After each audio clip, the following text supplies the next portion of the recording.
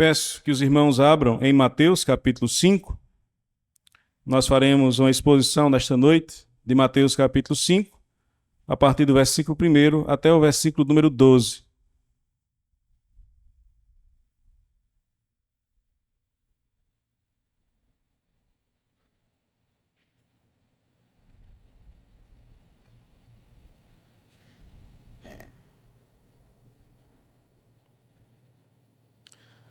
Mateus capítulo 5, a partir do versículo 1 até o versículo número 12, texto que nós faremos a exposição nesta noite. Ouça com atenção, com reverência, com fé. Este é o momento que nós ouvimos a voz de Deus. Então toda a nossa atenção será necessária nesse instante. Vendo Jesus as multidões, subiu ao monte e, como se assentasse, aproximaram-se os seus discípulos e ele passou a ensiná-los, dizendo: Bem-aventurados os humildes de espírito, porque deles é o reino dos céus. Bem-aventurados os que choram, porque serão consolados. Bem-aventurados os mansos, porque herdarão a terra. Bem-aventurados os que têm fome e sede de justiça, porque serão fartos. Bem-aventurados os misericordiosos, porque alcançarão misericórdia. Bem-aventurados os limpos de coração, porque verão a Deus. Bem-aventurados os pacificadores, porque serão chamados filhos de Deus. Bem-aventurados os perseguidos por causa da justiça, porque deles é o reino dos céus. Bem-aventurados sois quando, por minha causa, vos injuriarem e vos perseguirem e, mentindo, disserem todo mal contra vós. Regozijai-vos e exultai, porque é grande o vosso galardão nos céus, pois assim perseguiram aos profetas que viveram antes de vós. Amém. Baixe sua cabeça, vamos orar ao Senhor, pedir que Ele seja conosco durante a exposição da sua santa e poderosa palavra. Eterno Deus, bendito Pai, te rogamos que mais uma vez o Senhor possa abençoar o teu povo. Esse é um momento, ó Deus, em que somos edificados pelo Senhor. Somos, ó Deus, aqui alimentados por Ti. É um momento, ó Deus, em que ouvimos a Tua voz. Que o Senhor, ó Deus, possa destapar os nossos ouvidos. Que o Senhor possa retirar a dureza de nosso coração. Que o Senhor, ó Deus, nos faça esquecer tudo aquilo que está lá fora. Todos os problemas, todas as questões que nós temos a resolver e a tratar, elas, nesse instante, não possam atrapalhar, nem tirar a atenção que nós devemos dedicar a ouvir a Tua voz. Nada mais importa, ó Deus, nesse instante. A única coisa que realmente importa é ouvirmos o Senhor, é ouvirmos aquilo que Tu tens a falar. Que o Senhor, ó Deus, possa então ajudar a aquietar a nossa alma, a aquietar o nosso coração e nos fazer ouvir com atenção e com alegria aquilo que o Senhor tem a dizer para a Tua igreja. Abençoa os meus irmãos, ó Deus. Abençoa a mim. Nesse momento em que a Tua palavra é pregada, é o que eu te rogo, no nome santo de Jesus. Amém. Meus irmãos, a Universidade de Harvard produziu uma pesquisa para saber como uma pessoa ela pode, de fato, alcançar a felicidade. Segundo essa pesquisa, ela entendeu que aqueles que têm um relacionamento duradouro, aqueles que têm um relacionamento amoroso, aqueles que têm um relacionamento com o menor número possível de conflitos, essas pessoas são as mais felizes deste mundo. E quando nós olhamos para uma pesquisa como essa, ela deve chamar a nossa atenção, afinal, é uma das universidades mais conceituadas de todo o mundo. Mas, apesar de ser uma universidade muito conceituada e de ter passado muitos anos fazendo essa pesquisa, mais de 2.000 pessoas foram analisadas, entrevistadas por esta pesquisa, nós precisamos fazer uma afirmação aqui muito simples e muito direta. Ela é bastante superficial. E mesmo que ela durasse 1.000 anos e entrevistasse 1 milhão de pessoas, se o resultado sempre fosse esse, continuaria sendo bastante superficial. Para que você possa entender, compreender o padrão da felicidade, para que você possa saber de fato se você é ou não uma pessoa feliz, você não precisa de uma pesquisa feita por uma universidade ou por um instituto de pesquisa. Você precisa voltar os seus olhos para a Escritura. Talvez essa seja uma pergunta que você já tenha feito, inclusive, ao seu coração. Em algum momento da sua vida você já se perguntou: eu sou feliz? Eu sou uma pessoa abençoada? Porque afinal eu faço parte de uma igreja. Eu me considero alguém que é de fato bem-aventurado?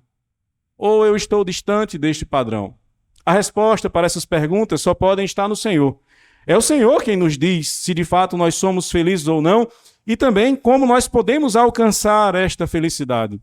O padrão da felicidade não é dado pelos homens. O padrão da felicidade, ele é dado pela Escritura Sagrada, ele é dado pelo nosso Deus.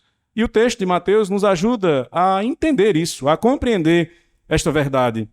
Como é que nós podemos, de fato, identificar se no nosso coração há uma verdadeira e genuína, e por que não dizer eterna, felicidade?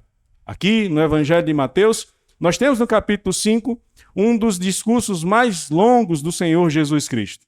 Nós temos do capítulo 5 até o capítulo 7 uma longa pregação feita pelo nosso Senhor. Ele, como o Supremo Mestre, ele coloca-se diante daqueles que estão interessados em conhecê-lo, em aprender com ele, e por que também não entender que estavam à procura de ver e evidenciar se de fato ele era capaz de fazer os muitos milagres que a sua fama falava a respeito. Aqui o Senhor vai tratar sobre muitos assuntos. É um longo sermão. Mas a primeira coisa que Jesus se propõe a analisar, que Jesus se propõe a falar, é sobre o padrão da felicidade. É para mostrar como é que os homens devem se enxergar à luz deste assunto. O assunto da bem-aventurança, o assunto da felicidade, o assunto sobre ser abençoado. Nós poderemos então compreender esta verdade, deste padrão bíblico da felicidade, de 3 etapas nesse texto. São 3 momentos aqui que o Senhor declara, ou avalia, ou mostra, ou expõe o padrão de felicidade. E nós veremos cada um deles. Convido os irmãos a refletirem comigo sobre este tema, o padrão bíblico da felicidade.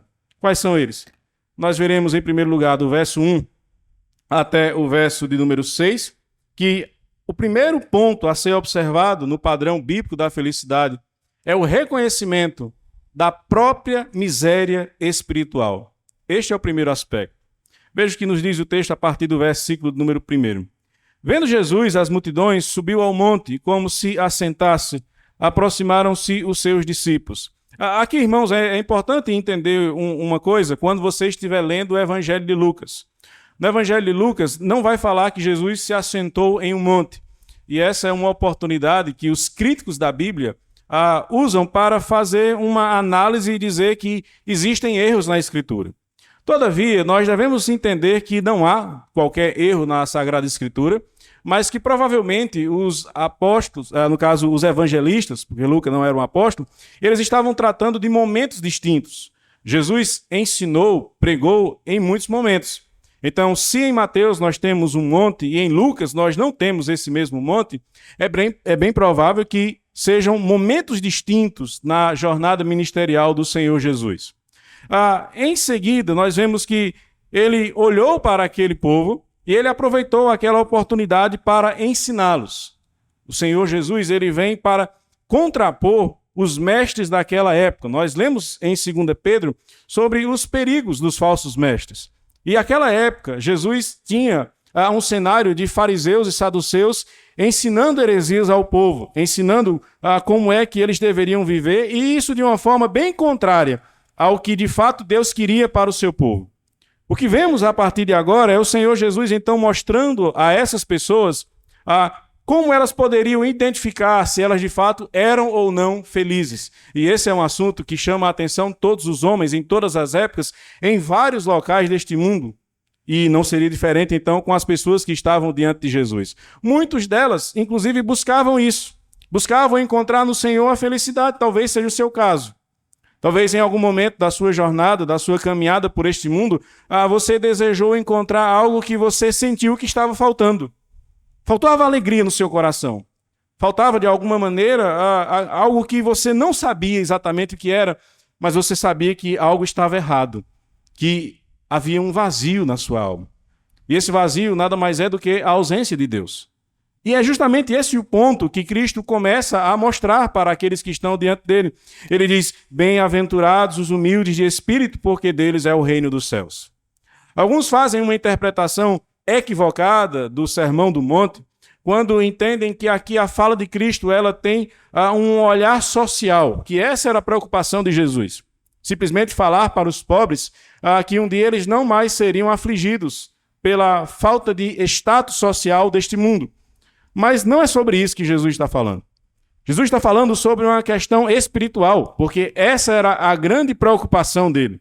A preocupação de Cristo sempre foi com a alma, sempre foi com a vida daqueles que estavam neste mundo perdidos, destinados ao inferno. Lembre-se que Paulo vai nos dizer isso, que todos pecaram e carecem da glória de Deus. Essa é a situação que todos os homens encontram neste mundo. Davi vai dizer no Salmo 51 que ele nasceu em pecado.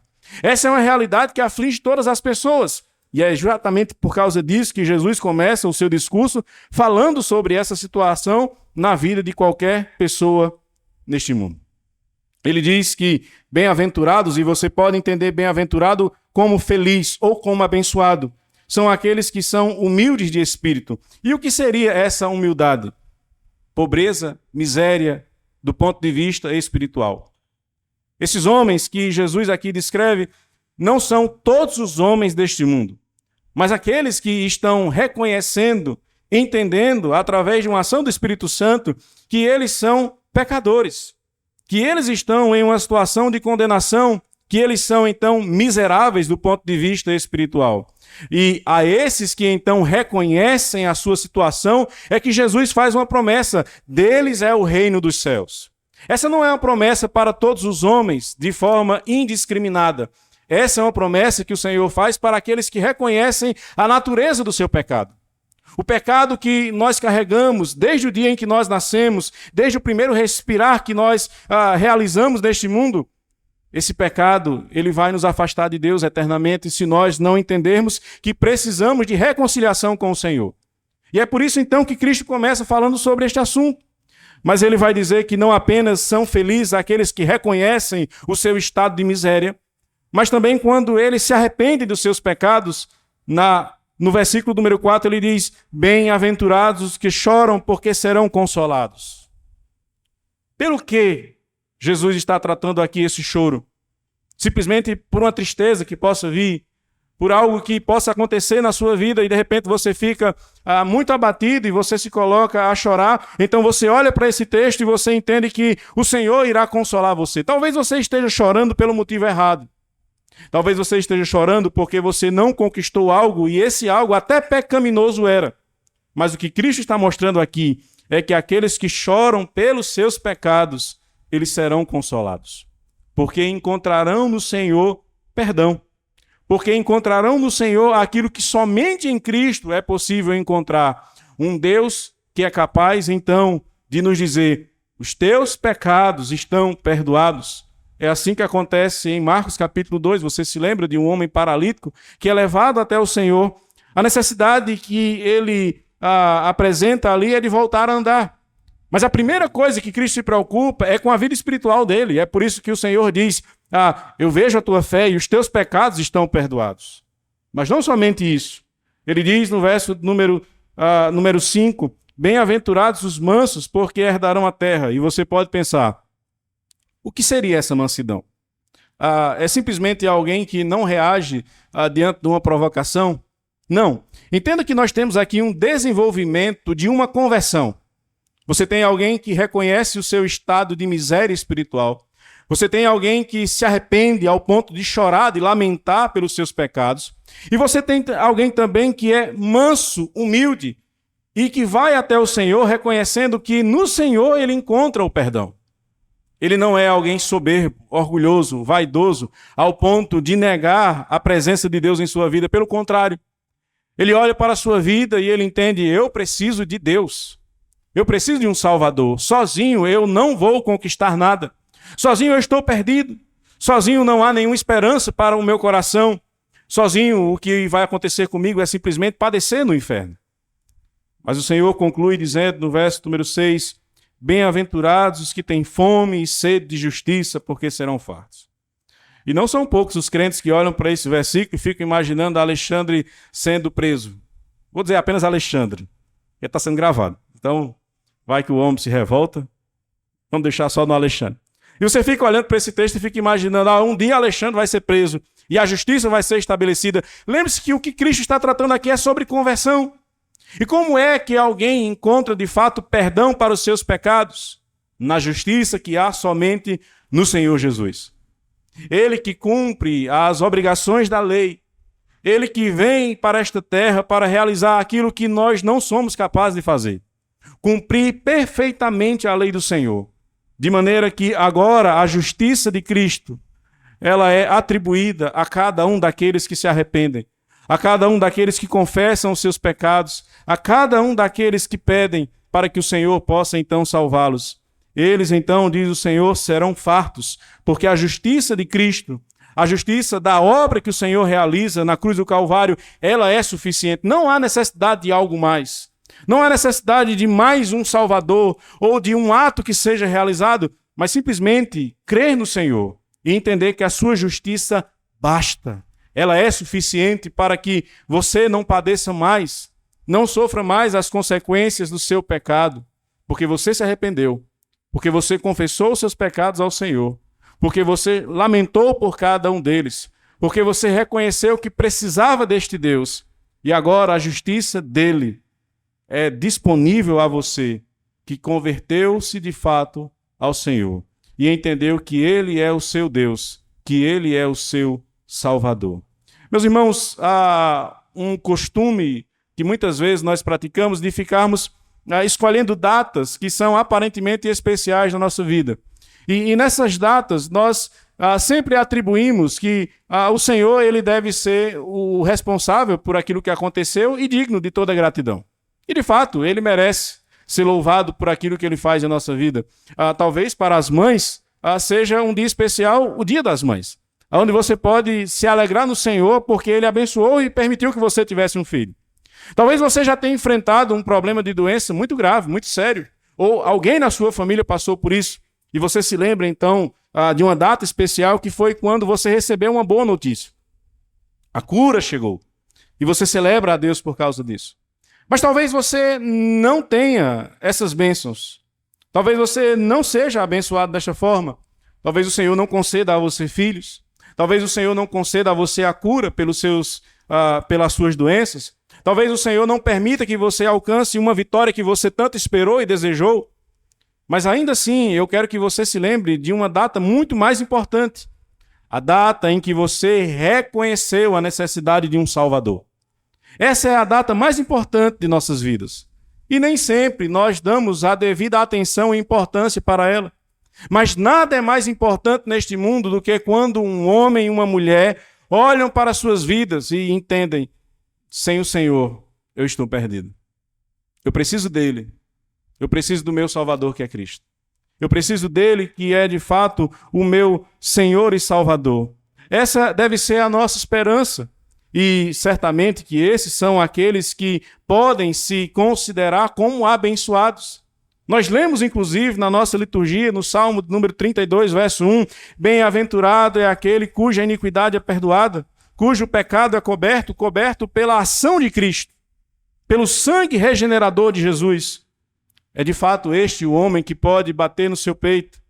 É de fato esta mulher que pode, em alta voz, proclamar: eu sirvo a um Deus que realiza milagres. Eu sirvo a um Deus que é capaz de mudar realidades que jamais seriam capazes de se resolver sozinhas. Nós olhamos para o Senhor, meus irmãos, nesta noite, e entendemos a sua bondade sobre nossas vidas. Talvez você morra sofrendo bastante. Talvez você não encontre aquilo que você tanto deseja, aquilo que você tanto orou. Mas tenha gratidão ao Senhor, porque Ele livrou você do inferno. E esse sim é o maior presente que você pode receber da parte de Deus. Você pode se considerar um homem ou uma mulher bem-aventurada, se você enxerga nessas passagens aquilo que aconteceu na sua vida, a transformação que o Senhor fez no seu coração. Mas em segundo lugar, meus irmãos, nós veremos também que um outro aspecto deste padrão bíblico da bem-aventurança é a produção dos frutos do Espírito. Verso 7 ao verso de número 9, nós encontramos então aquilo que acontece na vida daqueles que se convertem. Ora, o apóstolo Paulo ele vai nos dizer que nós somos salvos para as boas obras. Nós precisamos então apresentar na nossa vida os frutos de justiça. Nós precisamos apresentar na nossa vida aquilo que condiz com a vida de alguém que foi convertido pelo Senhor. E são esses os aspectos que Jesus apresenta aqui, a partir do verso número 7 até o verso número 9. Ele apresenta pelo menos 3 frutos do Espírito. Ele apresenta misericórdia, ele apresenta pureza e ele apresenta pacificação. São 3 frutos, irmãos, que fazem parte da jornada de qualquer homem, qualquer mulher que de fato se converte ao Senhor. Como é que nós podemos saber se alguém se converteu ao Senhor? Não tem como. Você não conhece o coração de ninguém, então você não pode assegurar que alguém de fato se converteu. Mas você deve lembrar que os atos dessa pessoa, eles vão testemunhar a favor ou contra essa conversão. A teologia do pau que nasce torto nunca se endireita, ela não serve para um cristão. Nós nascemos de uma forma má, com o pecado em nosso coração. Nós nascemos em inimizade contra Deus. Nós nascemos com impureza em nossa alma e isso vai ser mudado à medida que nós nos aproximamos do Senhor. À medida que nós caminhamos e avançamos, nós percebemos que a nossa vida ela vai sendo moldada. O Senhor ele vai mudando as coisas que nós realizamos. Pouco a pouco você vai então deixando velhos hábitos que faziam parte da sua história antes de Cristo. Mas você nasceu novamente. O Senhor fez uma nova criatura. E você agora não pode viver como aquele ou como aquela que andava por este mundo alheio à vontade de Deus, alheio aos mandamentos do Senhor. Você agora entende que é necessário viver de uma forma diferente. Por isso, então, que o Senhor Jesus vai dizer: bem-aventurados os misericordiosos, porque alcançarão misericórdia. Nós recebemos da parte de Deus misericórdia e nós entendemos isso. Essa é uma questão que você deve pensar e refletir. Os homens que não conhecem a Deus, eles não sabem, de fato, o tamanho do prejuízo que eles estão enfrentando. Eles estão em inimizade contra Deus, separados do Senhor. Eles não merecem o perdão dos seus pecados. Eles não merecem que o Senhor olhe para eles com bondade, com amor e transforme suas vidas e os salve.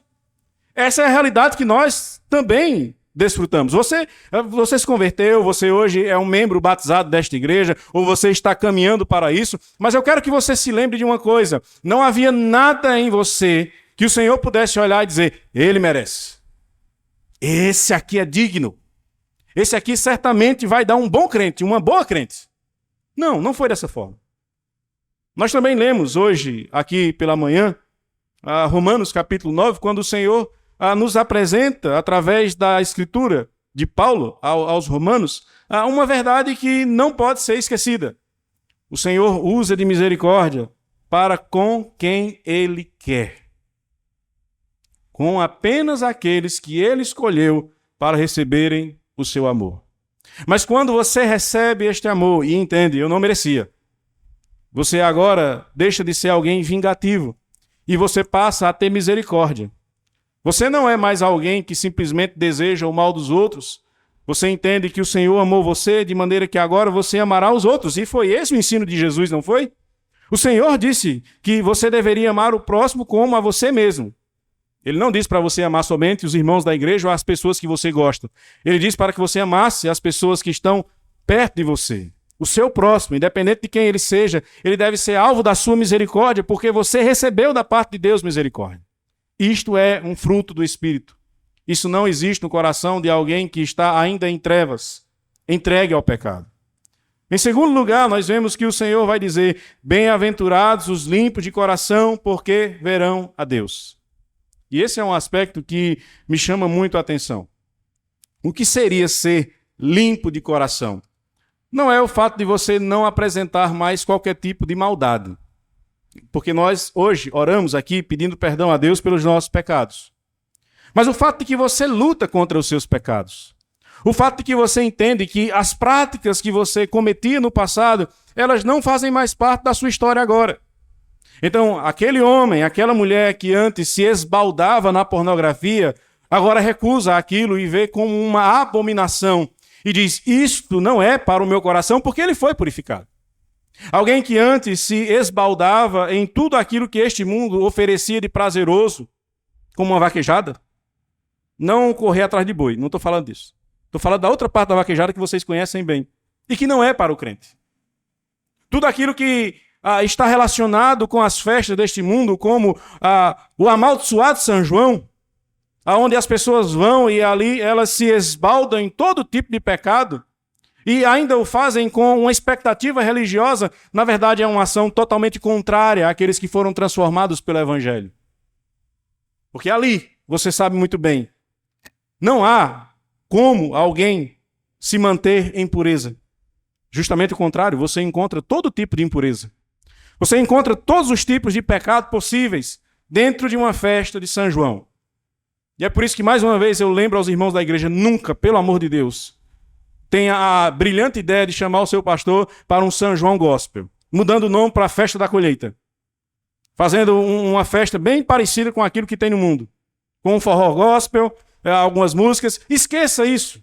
Não faz parte mais da nossa história, da nossa vida. Existem outras maneiras de você se divertir. Nós podemos fazer muitas celebrações. Nós não precisamos imitar uma festa pagã. Nós não precisamos copiar o mundo na sua forma de diversão, porque nós não temos saudade disso. Nós não imitamos aquilo que os pagãos fazem. Nós celebramos a Deus de uma forma diferente. O nosso coração foi transformado. Há pureza agora em você. Então desfrute disso. Não manche a sua história se prostituindo nesses pecados malditos. Porque um dia você verá Deus e Deus é santo. E é por isso que a Escritura nos lembra, tanto no Antigo como no Novo Testamento, sede santos, porque santo é o vosso Deus. Mas ele não para por aí. Ele diz, bem-aventurados os pacificadores, porque serão chamados filhos de Deus. E como essa paz? Há uma frase que diz assim, você prefere ter razão ou você prefere ter paz? E essa é uma frase que não serve para você, crente. Você não deve buscar a paz a todo custo, porque a pacificação que Deus apresenta aqui não é aquela pacificação na qual você fecha os olhos para o pecado em nome de não ter algum tipo de atrito. Se na sua casa existem atos pecaminosos, você não fica calado, porque você entende que se você se reagir, você vai causar algum tipo de conflito e você agora é um pacificador. Não. Não é assim que funciona. Você é um pacificador porque você não anda por aí em busca de desordem, de confusão. Você é um pacificador porque agora você controla as suas palavras. Você age com razão e não mais com simplesmente emoção. Você tem cuidado com cada ato, com cada ação que você pratica, porque você entende que você não pode ser o causador de uma grande confusão. Mas isso não quer dizer que você deve simplesmente fechar os seus olhos diante de algo que está errado. Você não deve se calar diante de um ato pecaminoso, porque Cristo não fez isso. O Senhor denunciava pecados. O Senhor anunciava que aqueles que viviam no pecado um dia receberiam da parte dele, como supremo juiz, a condenação justa. Mas como um pacificador, você age como alguém que apresenta a verdade de Deus. Como alguém que busca agora, de fato, apresentar o príncipe da paz. Aquele que é capaz de pacificar os homens com o Senhor. Aquele que é capaz de mudar a nossa história que antes estava em guerra contra Deus. Você agora é esse pacificador. Um bandeirante da verdade, alguém que anuncia as boas novas do reino dos céus. Você agora é alguém que apresenta esses frutos de justiça, porque você não usa das obras da carne, conforme Gálatas capítulo 5, o apóstolo Paulo vai nos mostrar. As obras da carne são conhecidas e são prostituição, impureza, lascívia, idolatria, feitiçaria, inimizade, porfia, ciúmes, iras, discórdias, dissensões, facções, invejas, bebedices, glutonarias e coisas semelhantes a estas, a respeito das quais eu vos declaro, como já outrora vos preveni, que não herdarão o reino de Deus os que tais coisas praticam. Você produz frutos do Espírito Santo. Você não é o mesmo Porque um dia a luz do evangelho brilhou diante dos seus olhos, o Senhor transformou a sua vida. E você agora busca, luta constantemente contra o velho homem que há ainda em você, esperando pelo momento glorioso, quando o Senhor colocará você em uma situação nova, na qual não haverá mais a presença do pecado. Você apresenta os frutos do Espírito também conforme Gálatas, capítulo número 5, que são amor, alegria, paz, longanimidade, benignidade, bondade, fidelidade, mansidão, domínio próprio.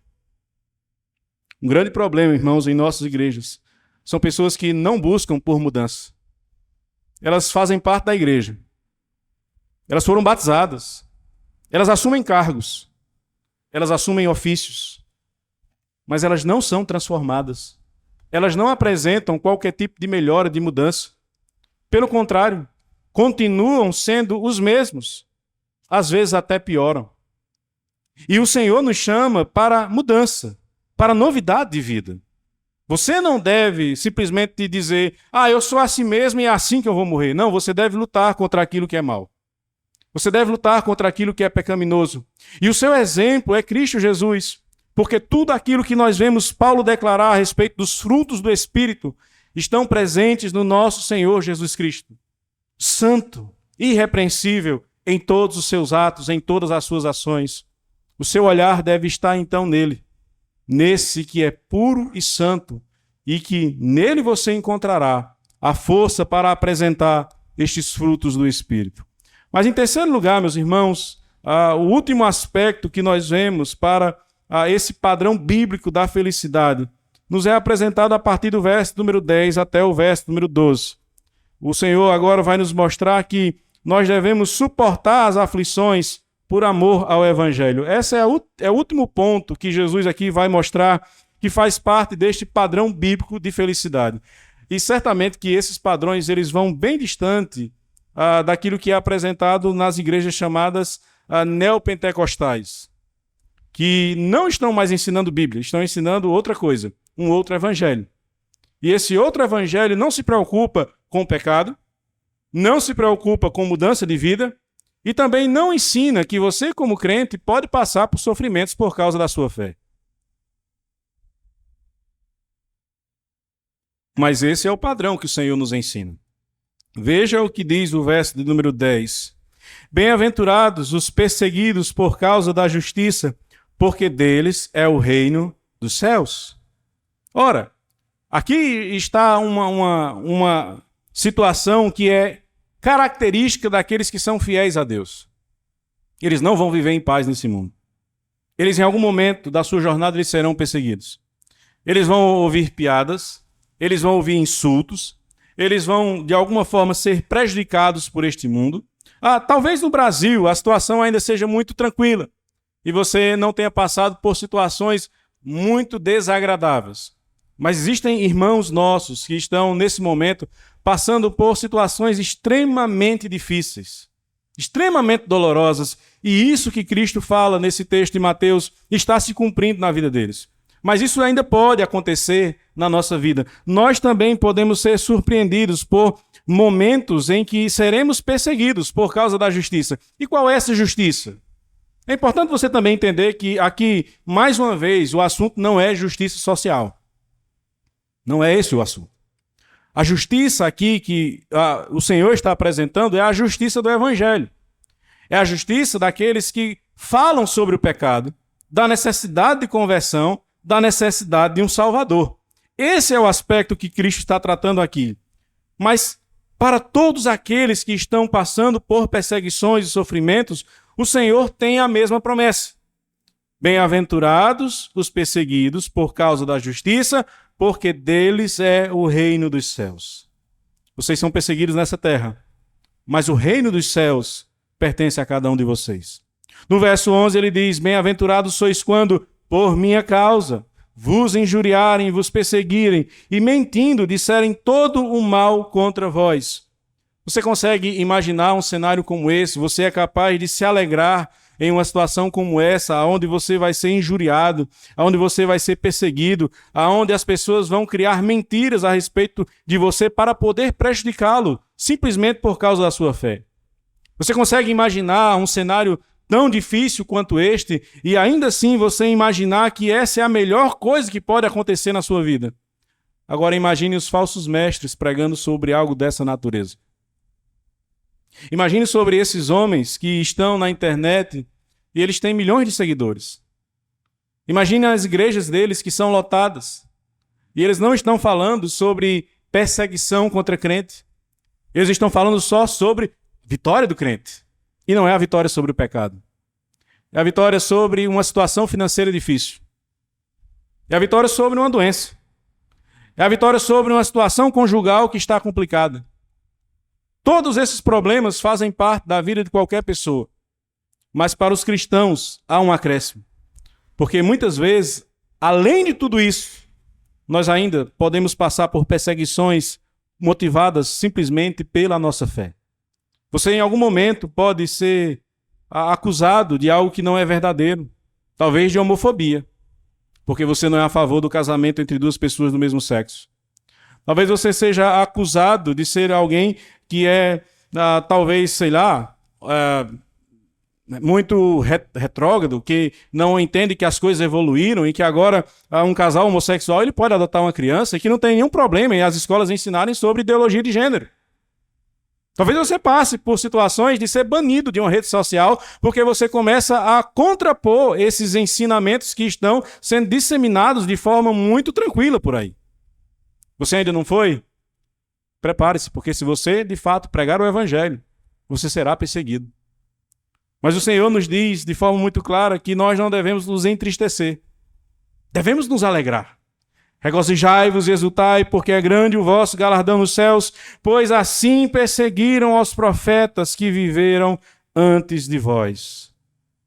Não será uma novidade na história daqueles que servem a Deus. Não será uma novidade a perseguição contra os fiéis. Isso acontece desde que o mundo é mundo. Desde que, de fato, o Senhor colocou neste mundo uma perspectiva de santidade. Aqueles que lutam por ela, eles passam por sofrimento. O apóstolo Paulo vai nos dizer que isso não deve nos preocupar. Em 2 Coríntios ele fala, porque a nossa leve e momentânea tribulação produz para nós eterno peso de glória acima de toda comparação. Não atentando nós nas coisas que se veem, mas nas coisas que não se veem. Porque as que se veem são temporais e as que não se veem são eternas. As perseguições que nós vemos, elas são passageiras. Mas a fidelidade a Deus, ela produz algo eterno. Porque você foi transformado não para viver em harmonia com o mundo, não para viver em inimizade com aqueles que odeiam o Evangelho de Cristo. Você foi colocado agora em uma nova situação na qual você está ao lado de Deus, contra o mundo, o diabo, seus anjos e todos os ímpios que não se converteram ao Senhor. Essa realidade, irmãos, o autor aos Hebreus também nos mostra que faz parte dos fiéis a Deus. Na Galeria da Fé, capítulo 11 de Hebreus, ele diz, alguns foram torturados, outros, por sua vez, passaram pela prova de escárnios e açoites, sim, até de algemas e prisões, foram apedrejados, provados, cerrados pelo meio, mortos a fio de espada, andaram peregrinos vestidos de pele de ovelhas e de cabras, necessitados, afligidos, maltratados. Esse é o cenário daqueles que de fato servem a Deus. Esse é o cenário daqueles que de fato amam ao Senhor e que não se preocupam em serem de alguma forma torturados ou de passarem por sofrimentos, de serem presos, porque eles são fiéis a Deus até a morte. Eles de fato amam ao Senhor e eles estão dispostos a entregarem suas vidas, se assim necessário for, em nome do Evangelho. Pensar em um mundo sem sofrimento ou sem perseguições, irmãos, é uma grande ilusão. Você não deve imaginar um mundo no qual os cristãos poderão livremente pregar o Evangelho. Vocês não devem imaginar um mundo onde as pessoas simplesmente vão achar bonito quando a bandeira do Evangelho for levantada. Nós seremos perseguidos sim, nós sofreremos. E que bom! O Senhor disse que isso é uma prova de que nós, de fato, somos como os santos profetas que viveram a época do Antigo Testamento e também do Novo. Somos semelhantes a todos aqueles que o Senhor conduziu, protegendo, ainda que seus corpos tivessem sido afligidos. mas suas almas, suas vidas espirituais estavam protegidas nas mãos do Senhor. O Senhor Jesus, inclusive, lembrou aos seus discípulos: no mundo tereis aflições, mas tende bom ânimo, porque eu venci o mundo. E essa é a esperança que nós de fato temos. Mesmo sendo perseguidos, mesmo sendo injuriados, nós devemos nos lembrar que tudo isso não é em vão, porque nós passamos essas difíceis situações lembrando de algo que ninguém pode roubar: a nossa salvação. Nós estamos ligados ao Senhor através do sangue de Jesus. E isso o mundo não pode tirar de você. Os homens, eles podem atacar a sua vida, eles podem destruir o seu corpo, mas eles não podem roubar de você algo que Cristo lhe deu. Vida eterna. É dada por Ele.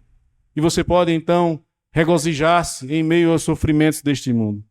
Alegrar-se e sempre lembrar: um dia haverá um final para essa história. E eu poderei cantar na presença do meu Rei. E Ele enxugará do seu rosto toda lágrima que você derramou nesta vida por causa do Evangelho dele. Alegre-se, cristão. Alegre-se. Ainda que o mundo diga que você está perdendo a sua vida, você sabe que não. Você sabe que você encontrou vida em Cristo Jesus. E por isso você é um homem. Por isso você é uma mulher abençoada, feliz, bem-aventurado em Cristo Jesus. Nós temos, irmãos, algumas aplicações, algumas lições práticas para as nossas vidas diante daquilo que nós tratamos aqui nesta noite.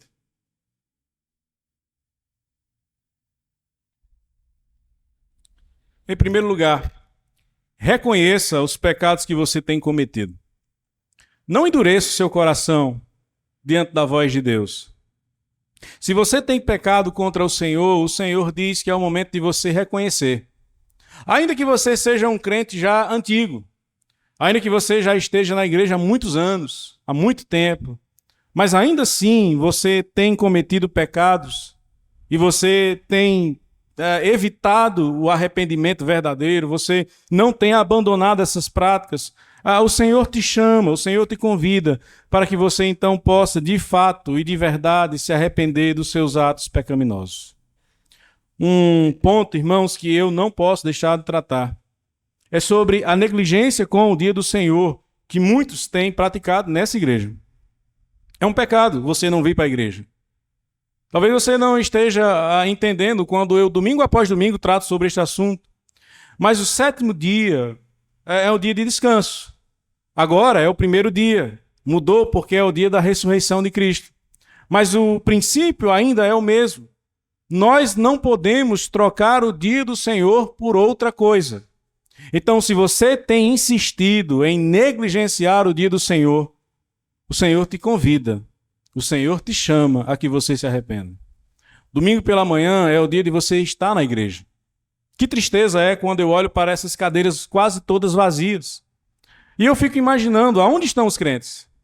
Aonde estão aqueles que entendem que foram salvos por Cristo Jesus? Dormindo, praticando esporte, assistindo televisão, ou pior, ou ainda pior, e é melhor nem imaginar o que possa estar por trás dessa ausência na igreja. Mas você não deve, de forma alguma, achar que, tá tudo bem, eu já faço isso há tanto tempo. Não. O Senhor está te convocando para que você mude isso. Para que você se arrependa, porque é um pecado. Não endureça o seu coração diante da voz de Deus. Por qualquer motivo, seja ele qual for, que você fique em casa, isso é uma demonstração da sua falta de obediência a Deus. Pastor, é porque choveu. Eu tenho certeza que se estiver chovendo, no dia do seu trabalho você vai. Pega um guarda-chuva e vai, porque você tem medo do seu patrão. Você deveria ter muito mais medo do seu Deus. Você deveria ficar muito mais preocupado com aquilo que Deus é capaz de fazer na sua vida, pela sua falta de arrependimento pelos pecados que você comete. Às vezes, nós ficamos simplesmente impressionados com algumas ações pecaminosas, mas a quebra do dia do Senhor também é algo terrível. E nós não temos liberdade para pecar contra Deus em relação a isso. Tudo aquilo que você faça no dia do Senhor e que seja um abandono da adoração a Deus, deve ser rejeitado. Nada pode tirar a primazia da sua adoração. Nada é mais importante do que você estar na igreja com os seus irmãos, adorando a Deus. Pastor, mas é porque tem de manhã e tem de noite. Se tivesse os 3 horários, você deveria estar nos 3. Porque o Senhor te chama para você adorar a Ele neste dia. Não para você ficar fazendo outra coisa qualquer da sua vida. E outra coisa, sejamos sinceros, que 1 hora pela manhã não vai impedir você de realizar aquilo que você acha tão importante. Não negligencie o dia do Senhor, porque é pecado. E o Senhor vai cobrar você por causa disso. Em segundo lugar, meus irmãos, produza frutos do Espírito.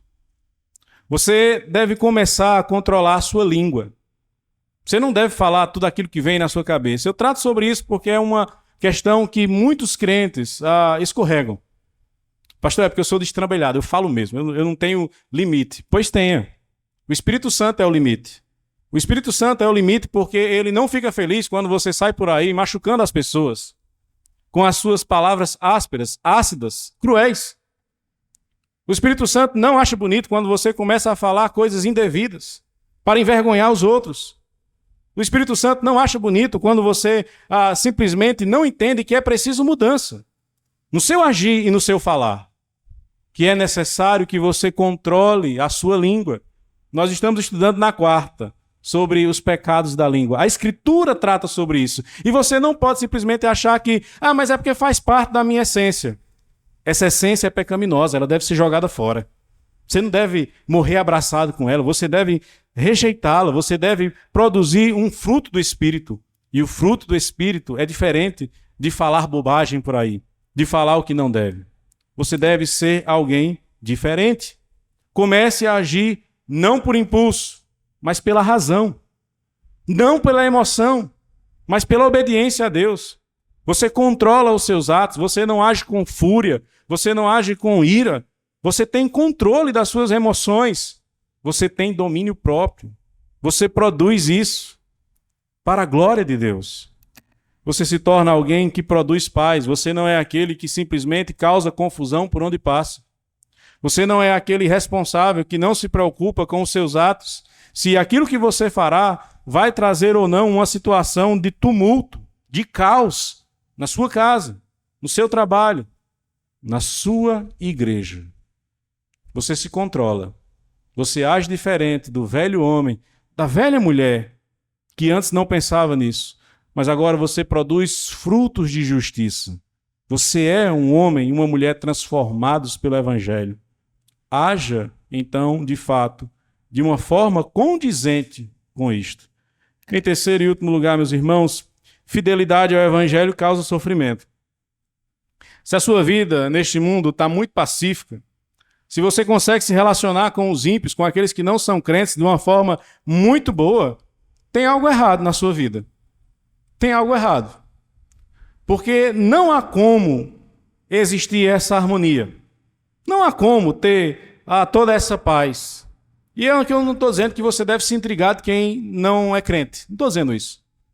Mas se você está vivendo de uma forma muito tranquila nesse mundo, talvez seja porque você não está se posicionando como um servo de Deus. Talvez seja porque você não está mostrando a verdade do Senhor, não é a sua verdade, é a verdade de Deus. Porque se você está se calando diante de ensinos que são aterrorizantes, principalmente para as crianças, você é cúmplice disso. Você não deve ter medo de perder seguidores em rede social. Você não deve ter medo de perder, aparentemente, relacionamentos que você entende que vão ser desfeitos se você se posicionar de uma tal forma. Se posicione. Seja crente, seja fiel a Deus. Se não há qualquer tipo de perturbação a você por causa do Evangelho, isso precisa ser mudado. Você precisa, de alguma forma, ser alvo pelo menos de uma piada. Só quer ser santo. Seria bom se você ouvisse isso. Porque se você estiver ouvindo algo diferente, esse crente aí de santo não tem nada. Isso não é bom. Essa piada certamente deve ser rejeitada. A piada que você deve ouvir, o insulto, o xingamento esse aí é crente. Essa daí é crente. É por isso que ele não faz tal coisa. É por isso que ela não anda em tal lugar. Amém. Glória a Deus. Você começou, mesmo que de forma singela, a ser perseguido pelo Evangelho.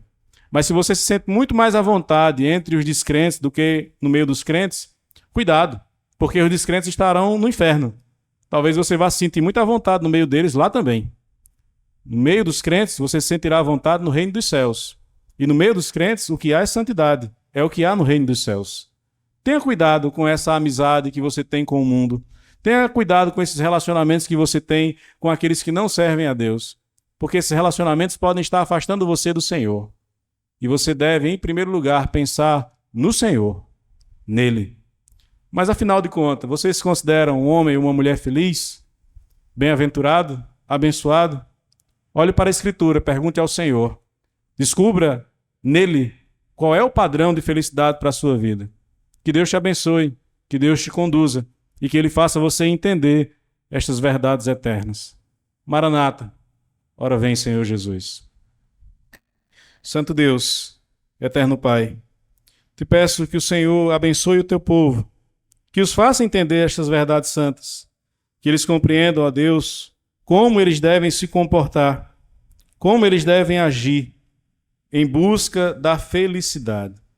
Eles devem se arrepender dos seus pecados, eles devem produzir frutos de justiça, eles devem ser fiéis ao Senhor ao ponto de o mundo os odiarem, porque eles odiaram o nosso Rei Senhor Jesus. E é em nome dele, ó Deus, que eu te oro nesta noite, te pedindo que o Senhor aplique estas palavras em nosso coração. É o que eu te rogo no nome santo de Jesus. Amém.